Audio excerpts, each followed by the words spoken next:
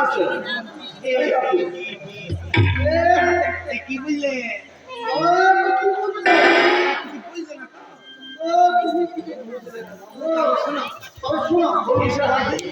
এরপর দিন থেকে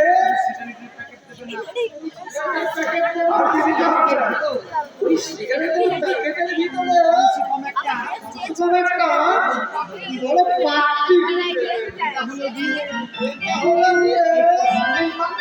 এই পশ্চিম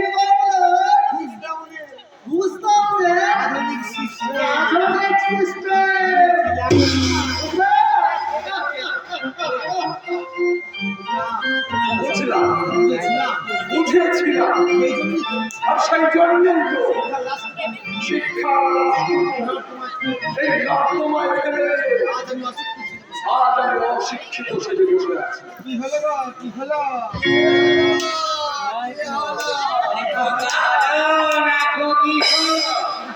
এটা হোটেলের গেরস্ত বাড়ি তোরওয়ালা এমএনসি বলেছিল তুমি কি জানোনি? আরে আজকাল তো ছেলে পিলে গেরস্ত বাড়ির বাইরেই হচ্ছে। আরে জানি এটা হোটেল, তবু তো আমরা এই ছেলের কান্না শুনে ছুটে এলাম। ভাবলাম এখান থেকে হোটেলে আবার ছেলে হওয়া চালু হলো কি করে গো? আরে দে না, ওই ছোড়াটার হাতে দুগাছা চুরি করিয়ে দে না, দে না। আমি চুরি করবো? এই মা বলো তোরওয়ালা এমএনসি বলেছিল বলে ওগো তুমি একা চুরি করবে কেন গো? ওরে তো বসে আছে না। কারা বসে আছে? এই দেশের এইসব পুরুষ মানুষগুলো পুরুষ মানুষগুলো মেয়ে ছেলে হয়ে গেছিল, সব মেয়ে ছেলে হয়ে গেছে। কিন্তু আপনারা স্যার কিন্তু আমাদের চিনতে তোমার এত দেরি হলো কেন বৎস? ক্ষমা করবেন স্যার, আমি আগেই সন্দেহ করেছিলাম, কিন্তু হোটেলে অনেক কাস্টমার থাকার জন্য আমি অতটা লক্ষ্য রাখি। Sorry sir. বুঝেছি, এখন যে আমরা হোটেলে আসছি এখন যে আমরা কাজে চলে এসেছি সেটা তুমি দিয়ে দাও। ঠিক আছে। এই নিন স্যার, এই হোটেলে কি কি হয় সবই দেখা আছে। Very good. ঝিলিক তোমাকে সব কথা বলেছে? Yes, sir. ঝিলিক দিদিমণির কথা মতো আমি সমস্তই লেখাপড়া লিখেছি। বিপ্লবের ছেলে সংগ্রাম ঠিক মতো লেখাপড়া করছে এত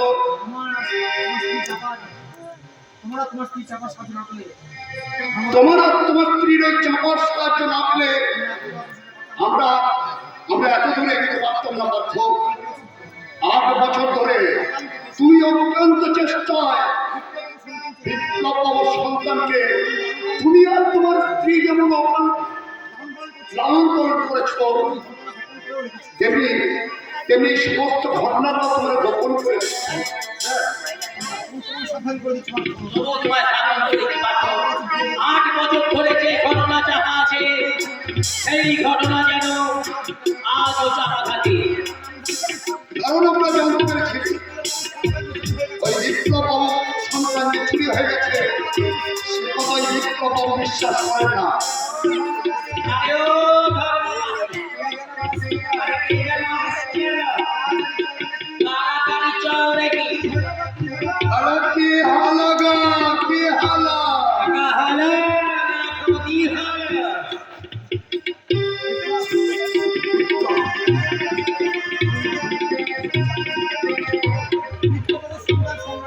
বিপ্লব বাবুর সন্তানকে নিজের ছেলের মানুষ করছে, নিজের ছেলের মতো মানুষ করেছে আমার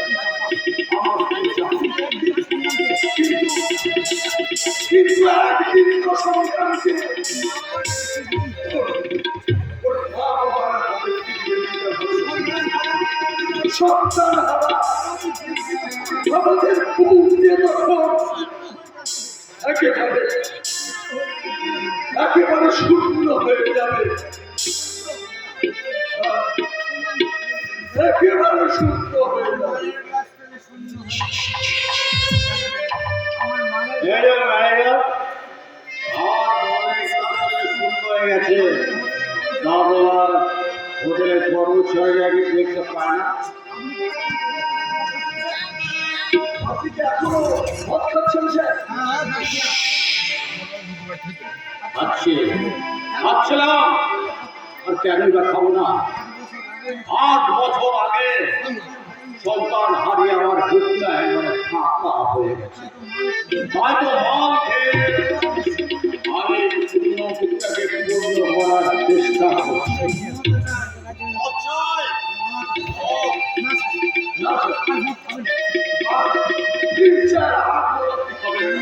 জ্ঞান দিচ্ছ? ওই দেশপ্রিয় রায়চৌধুরী বলতে আমাকে জ্ঞান দিচ্ছ? তোমার কথা ওই দেশপ্রিয় রায়চৌধুরী, তোমার কথা আমি বিশ্বাস করি না। বিশ্ব জগতের চোরা চালানো বিজনেস তার বাড়ি থেকে সন্তান চুরি আমি বিশ্বাস করি না।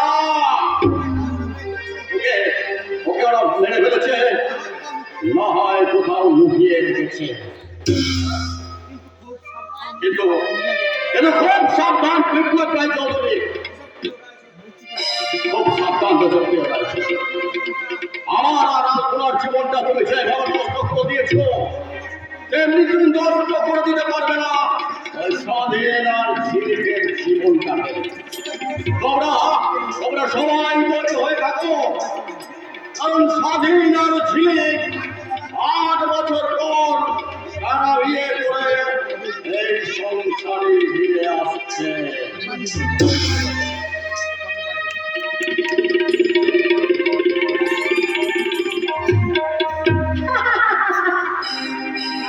রায়চৌধুরীর বাড়িতে বাড়ির আর ঘরে ঘরে শুধু আনন্দের খবর। আত্মীয় স্বজন বন্ধু বান্ধব সবাই যেন খুশি জোয়ারে ভেসে যাচ্ছে। কারণ স্বাধীন আর কিছুক্ষণের মধ্যে না তার বউকে নিয়ে আসছে। সবাই তো ওই মেলকিটাতে দাঁড়িয়ে আছে। কিন্তু বিপ্লব কোথায়? বিপ্লব, এই বিপ্লব, বিপ্লব, বিপ্লব, এতক্ষণ তুমি কোথায় ছিলে? আপনার ঘরে কেন? সেই গানটার ঘরে কেন? হ্যাঁ, আমার ঘরে দরজা কি খোলা ছিল না? আমার ঘরে শুতে কি তুমি পারতে না? একটু বিশ্রাম নিতে পারতে না তুমি? আরে আমি যখনই শুয়েছি তোমার ওই খাটে, তাহলে তখনই মনে হয়েছে ওই ফাঁকা মাঠে, তাহলে দুটো কোনো মাঠে আমি শুয়ে আছি। আর বড় গিন্নি বিছানা শুয়ে কোথায় যৌবনের সুন্দর সুগন্ধ ফুল ফোটার মতো ছিল না? পিয়ালি, তোমার মুখটা খুব কালো হয়ে গেছে, তাই তুমি দিয়েছো এক কুচলো সমান। এই যে কোথায় যাচ্ছ তুমি? আর ওনার ভাই অঞ্চলের জন্য খাবারের ব্যবস্থা করো। না, ওই মানুষটাকে কোনো খাবার দেওয়া হবে না। কেন দেওয়া হবে না? কেন দেওয়া হবে না? তোমার ওই প্রথম সম্বন্ধী বড় ভদ্র মানুষ নাকি? আর দ্বিতীয় পক্ষের সম্বন্ধী তোমার দাদার লোক ছোট লোক। সম্পর্কে একদম বাজে কথা বলবে না। তুমি কি ভুলে গেছো যে প্রশান্ত আমার স্বামী? তোমার স্বামী হলেও সে আমার কাছে একটা আশা। দাদা, এই কথা তোমায় কে শিখিয়ে দিয়েছে গো? ওই কানে বউটা বুঝি? খেয়ালি মার্কা তোমার ওই খেয়ালি চৌকো, যতই আমার ভেতরে জ্বালাতে চাও তুমি দিয়ালির আলো, তবে তুমি একটা কথা ছেড়ে রেখে দিও, তোমাদের ভাষা আলপনা আলপনা কানে, তবু সে আমার জীবনে 16 আনা, আর তুমি আমার কাছে একটা মাত্র অচল দোয়ানি। শুনলে? নিজের গানটা পর্দায় বানানো শুনলে? ছি ছি ছি। কি হয়েছে তোর মধ্যে? আরে তার সঙ্গে কি হয়েছে? কি আবার হবে? বলতে যে এত ছোট লোক, এমন ছোট লোক আমি আমার লাইফে দেখি। হ্যাঁ প্রগতি, দাদা, আজ আমি তোমাকে জিজ্ঞাসা করছি,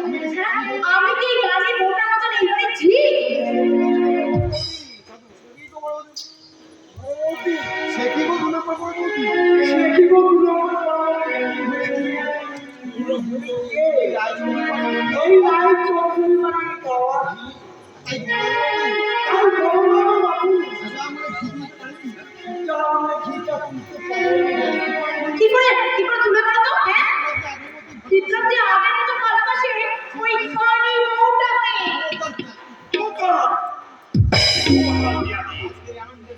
আজকের এই আনন্দের দিনে আমার বড় বৌমাকে প্রাণী বলে অসম্বোধন করবে না। বড় বৌমা, বড় বৌমা,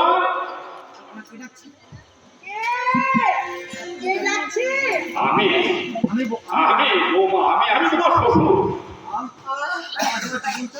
আচ্ছা আমার জীবনটা ধরে এ কি? আজকের দিনেও তোমার পরন ছেঁড়া শাড়ি? এই চিরা শাড়ি যে আমার জীবনের সুখ শাড়ি বাবা প্রগতি, পাপি পিয়ালি, তোমরা কি আমাকে বোবা করে দেবে? বোবা! পাপি সবাই তো দামি দামি শাড়ি পরি, না ভর্তি গয়না পরে, সেজে গুজে ফুল পরির মতো উড়ে ঘুরে বেড়াচ্ছে। পাপি অথচ আমার বড় বৌমা আর আনন্দ তো শেখানো তাকে সাজে গুজে থাকতে ইচ্ছা করে না।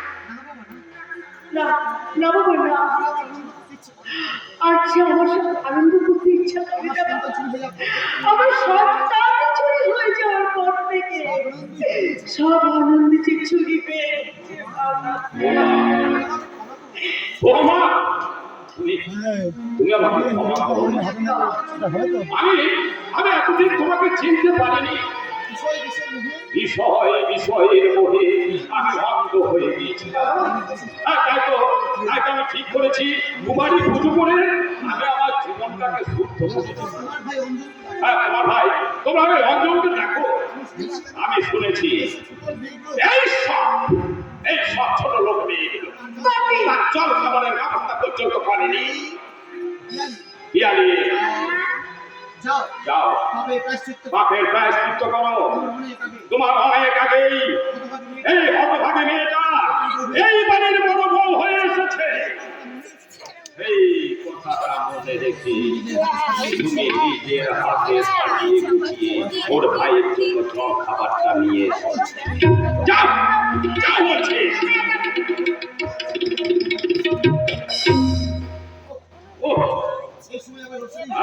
এই সময় আমার মসজিদে হয়ে গেল। জানো, একটা তাল টাকা নিয়ে আসো। সেই কুটুমের ছেলেকে বসিয়ে নিজের হাতে তাকে হাওয়া করবি। পাপি এক গ্লাস জল নিয়ে আয়। যাচ্ছি পাপি আমি এক্ষুনি যাচ্ছি পরবর্তী ক্ষমা চেয়ে নাও, বসন্ত, ক্ষমা চেয়ে নাও। আমার মতো তুমিও ক্ষমা চেয়ে নাও।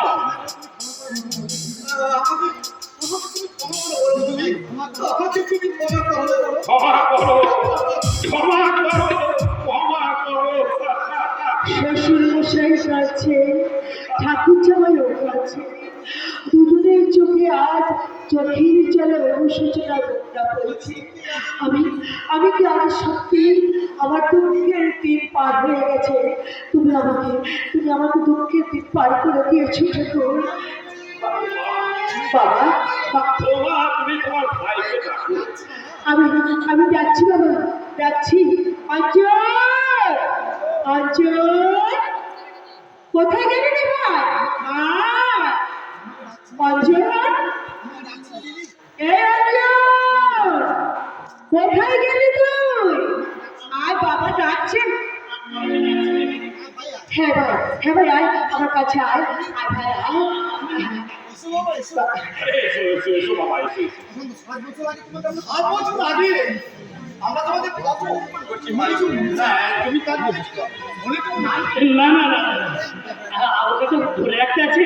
আপনারা তো গুরুজন, আমি আপনাদের আয় বাবা। আপনাদের কাছে আমি রাখতে পারি। আরে বসো বাবা। আরে বাবা, দুটো বাচ্চা নিয়ে এসেছো। এর নাম মানে আর স্বাধীনবাবু বৌনি বাড়িতে আছে, তাই ছোট্টের জন্য একটা শাড়ি আর স্বাধীনবাবুর জন্য একটা ধুতি নিয়ে এসেছি।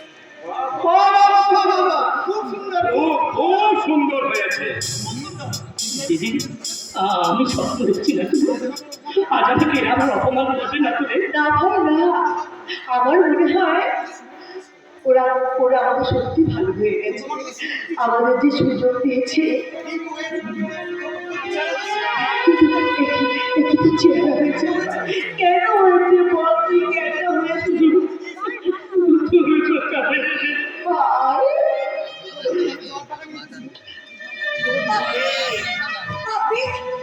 আচ্ছা চল আর পাখানি কিন্তু ইয়ালে এখনো খাবার নিয়ে এলো না। আজকে তোকে আনছি, আসলে ভালো করে সাজিয়ে গুছিয়ে ভালো করে খাবার নিয়ে আসবে তো। খাবারটা নিয়ে আসতে একটু দেরি হয়ে গেল ভাই, তুমি একটা কিছু মনে করো না। এই না বসো বসো ভাই, তুমি বসো, আমি তোমাকে তুমি জলখাবারটা খাও। আরে কি করে খাবে? খাবারে খাবারের থালা থেকে ওই ঢাকনাটাকে সরিয়ে দিই।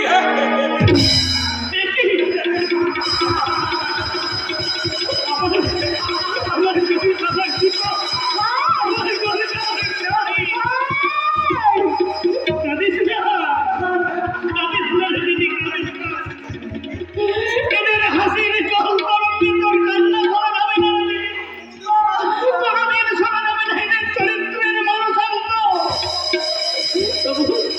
তবু আমি বাবু পেটিদের দেয়া খাবারের টাকা মাথায় তুলে নিয়ে আমি চলে যাচ্ছি রে দিদি। ইতিহাসের পাতায় একদিন লেখা হবে এদের চরিত্রের মনোশান্ত। তাই তো আমি 1432 সালের শেষ ভাগে দাঁড়িয়ে এদেশের মানুষের জন্য আমি একটা গান গেয়ে যাই। স্বাধীনতার ৭৮ বছর পরে আমার নাম লিখে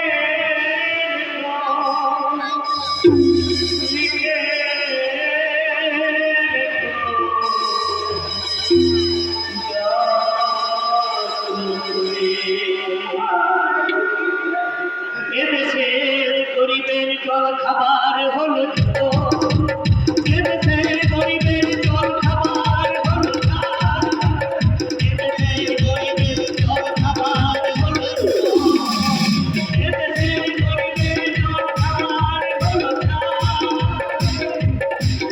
দিদি দিদি তুমি মরে যাবে দিদি, তুমি মরে যাও, না হলে সাপের ছোবল আর কতকাল খাবি রে তুই বুক পেতে।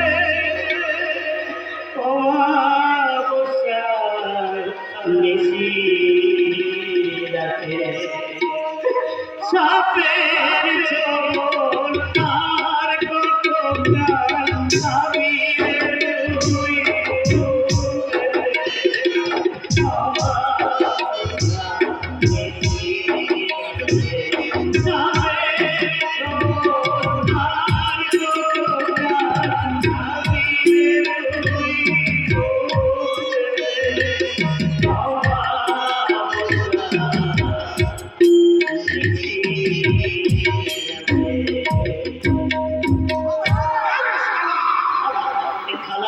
জুতো রাখা চাই ভরা থালা, জুতো রাখা চাই ভরা থালা, মানুষের কাছে গিয়ে জানাবো আমার ঘটনা, মানুষের কাছে গিয়ে জানাবো আমার ঘটনা। স্বাধীনতা নিয়ে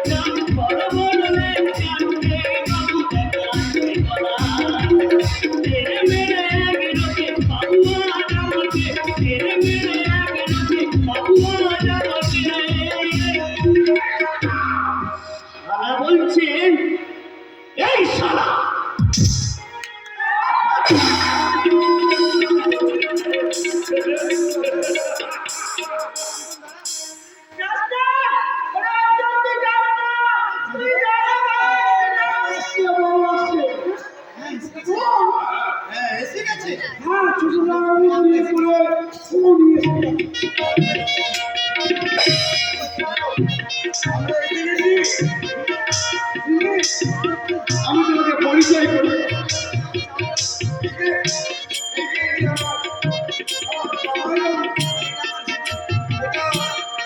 এটা আমার দিদি, এই হচ্ছে আমার বড় বৌদি। আর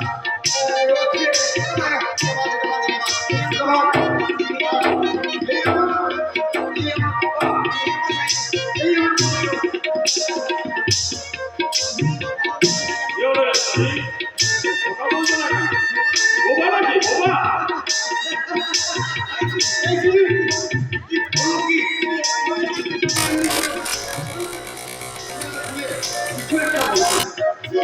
ছি, ছি, ছি, ছি। এই বউটা ভদ্রলোকের মেয়ে নয়।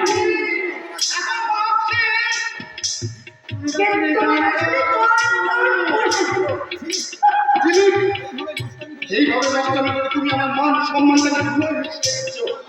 আমার লজ্জা লাগছে দিলীপ, আমার লজ্জা লাগছে।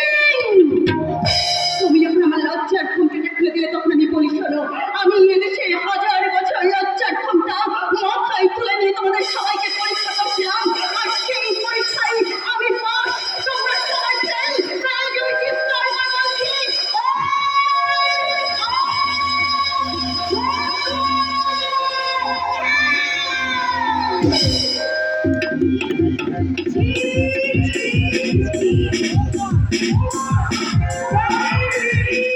এই যে দেখি দেখি একবার মুখটা দেখি ইসলামের গোলাম। আমরা দেখি দেখি দেখি দেখি মুখটা তো দেখি। তুমি তো চিরতরের সাথী, আর তুমি খুলে কি রুইকনের গোলাম। আর নরমি, আপনাকে দেখে মনে হচ্ছে ইসলাম খাবার পর রমির চলছে। আর স্বাধীন, তুমি হলে কি এই চৌধুরী বাড়ির সবার কাশির মধ্যে একটি মাত্র চোখায়। এই চৌধুরী বাড়ির কাছের ঘর আজ হুড় করে ভেঙে পড়েছে। বটা বটা ওরা আপনার সঙ্গে আমার পরিচয় করে না দিলেও আমি জানি আপনাকে আমি চিনি। বটে, তোমার কথা আমি অনেক শুনেছি, তাই তো তোমাদের বলছি। আর তোমাদের কোনো ভয় নেই, এই বাড়িতে এসে গেছে রমি।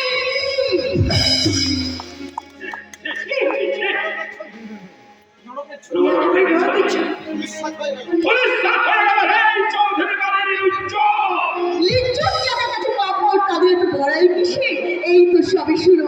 হাই হাই স্বাধীন, হাই পিয়াটু